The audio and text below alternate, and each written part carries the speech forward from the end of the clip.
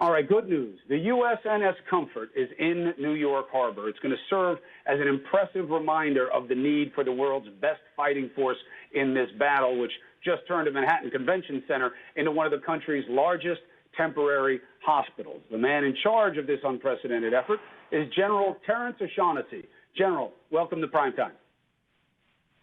Thank you so much, Chris.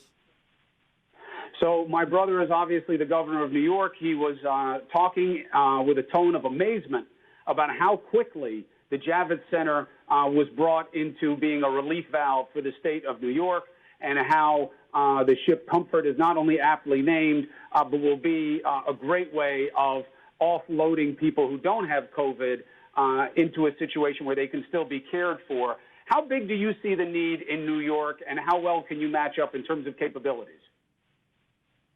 Well, Chris, I think the story we just heard from Elise is exactly why we're here.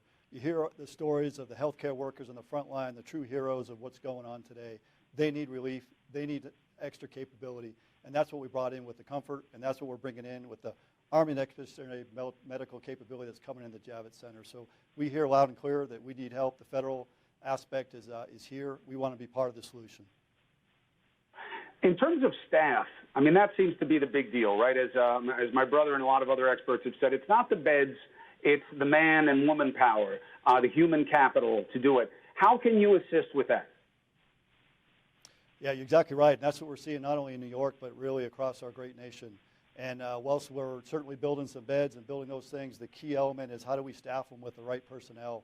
And so we're working hard on that. An example I use is not only the Comfort, but when we bring the Comfort in, she has 1,000 medical personnel with her. The Javits Center, we're filling with 500 or so Army medical technicians and doctors and nurses. And then we're going nationwide. And so, for example, we're going down to Jacksonville.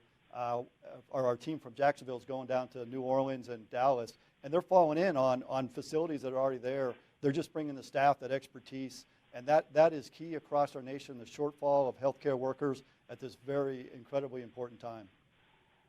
Half of the Army's field hospitals reportedly are now dedicated to the COVID-19 fight.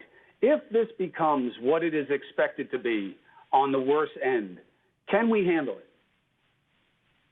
Well, I'll tell you what, this is a whole of America approach, and that's what we have to do. The cooperation that we're seeing all the way from the public-private to the interagency, to the state, local, and federal part of it. We have to come together as a team, and that's what we're seeing. That's the only way we're going to get through this, but I'm confident we are going to get through this, and we're going to get through it together. It's the only way we've ever made it through anything difficult, and we've always relied on the military. Never this way, though. This is a unique effort to have at home.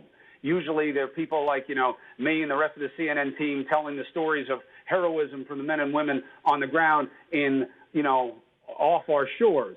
This is different, and there's going to be a toll on the troops. Your men and women are going to get this, and they're going to get this both in living their own lives and in helping others. How are you going to handle that?